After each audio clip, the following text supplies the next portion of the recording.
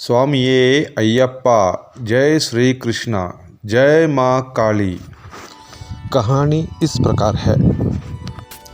एक दिन सुबह मॉर्निंग वॉक के दौरान मैंने कुछ अलग करने की कोशिश की।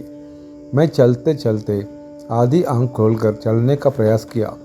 इसके परिणामों के बारे में नहीं सोचा। मैं एक कंपाउंड के अंदर चल रहा था, इसलिए मुझे लगा कि वाहनों से कोई खतरा नहीं है। अचानक एक जोरदार धमाके की आवाज़ आई, धाम। मैं सीधे दीवार से जाके टकरा गया और लगा सर फट गया। मैं तेज़ी से चल रहा था, इसलिए मुझे पूरा विश्वास था कि मेरे सिर में गंभीर चोट लगी होगी। घबराकर मैंने तुरंत अपने मित्र को जगाया और उससे कहा कि वह मेरे चेहरे पर लगी चोट देखे।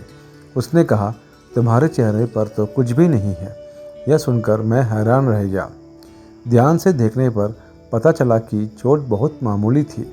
वह आधे इंच से भी कम लंबी थी, मुश्किल से दिखाई दे रही थी और केवल हल्की सी खरोंच थी जिसमें थोड़ा सा खून दिखाई दे रहा था। मुझे अपनी आंखों पर विश्वास नहीं हुआ। इतनी तेज टक्कर के बावजूद इतनी छोटी सी चोट होना मेरी समझ से परे था। इतनी जोरदार टक्कर और इतनी मामूली चोट के बीच कोई मेल नहीं लग रहा था। भगवान अय्यप्पा की जय। कृपया दोनों फोटो में लिखी हुई पंक्तियाँ पढ़िए। नीले रंग में लिखा हुआ मैंने अपने व्हाट्सएप स्टेटस पर लिखा था और दूसरा उसी समय फेसबुक पर देखा गया पोस्ट है। तो क्या लगा आपको? मेरी दूसरी भविष्यवाणी सच हुई। मेरी शादी से पहले मिला दिव्य संकेत। मेरी दूसरी भविष्यवाणी बिल्कुल वैसे ही सच हुई जैसे मैंने विश्वास किया था। मैंने भविष्यवाणी की थी कि मुझे 90 दिनों के भीतर मेरी जीवन संगिनी मिल जाएगी। ठीक वैसा ही हुआ। इसमें किसी रिश्तेदार, विवाह दलाल या किसी मध्यस्थ की कोई भूमिका नहीं थी, क्योंकि 10 वर्ष तक इन पर भरोसा किया और मेरा नौकरी अफ्रीका में थी। एक बार ऐसा भी लगा कि मेरी शादी नहीं होगी। फिर नौकरी क्यों, पैसा किसके लिए? नौकरी रिज़ाइन भी कर दिया। 15 लाख का बोनस को ठुकराना पड़ा, क्योंकि उसके लिए 6 महीने रुकना पड़ता। वैसे भी वो बोनस भगवान का दिखाया हुआ था। मेरा कोई प्रयास नहीं था, इसलिए पैसा भी छोड़ दिया। फिर अफ्रीका में नौकरी के लिए बुलावा आया, मना कर दिया।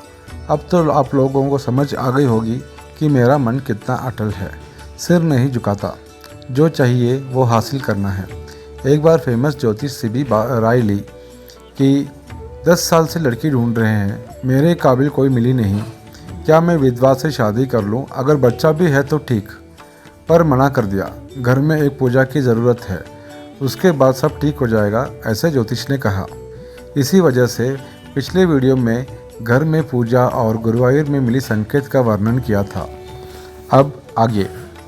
कोविड का ज़माना था, तो एक मैट्रिमोनी में ऑफ़र था 5 कॉन्टैक्ट फ्री। फिर तीर मारा और लग गया। बातचीत हुई मेरे और लड़की के बीच। मुझे एक और अद्भुत संबंध का पता चला। मुझे स्वामी अय्यप्पा का दिव्य दर्शन 10 फरवरी 2009 को हुआ था। बाद में मुझे पता चला कि मेरे होने वाली पत्नी के कुल देवी मंदिर कुरुम्बा देवी यानी माँ काली का वार्षिक उत्सव भी हर वर्ष 10 फरवरी को ही मनाया जाता है। अब थोड़ा थोड़ा समझ आने लगा। लड़की ना मिलना 10 साल से, फिर संजोग से फरवरी 10। यह सब अय्यप्पा और माँ काली की रचना थी। यहीं से भगवान श्री कृष्ण, स्वामी अय्यप्पा और माँ काली इस कहानी का हिस्सा बनते हैं।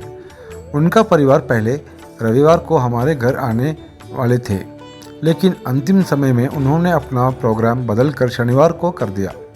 हमारे घर में 2 प्रवेश द्वार है, एक बड़ा और एक छोटा। ये छोटे द्वार से घर में आए।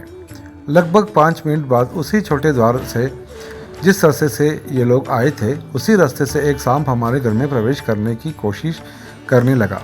मैंने उसे देखते ही बिना नुकसान पहुंचाए वहां से भगा दिया। मुलाकात अच्छी रही और वे वापस चले गए।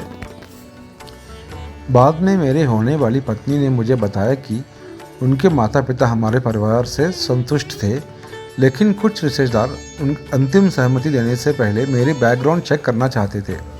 हम चिंतित हो गए, क्योंकि लोग कुछ भी बोल सकते हैं। किसी का भरोसा नहीं था। हमें डर था कि कहीं हमारी रिश्तेदारों की ओर से कोई आपत्ति ना आ जाए। तभी मुझे उस सांप की घटना याद आई। मेरे मन में दृढ़ विश्वास हुआ कि वह कोई साधारण घटना नहीं थी। मैंने उसे स्वामी अयप्पा का दिव्य संकेत माना कि सब कुछ उनकी कृपा से हो रहा है।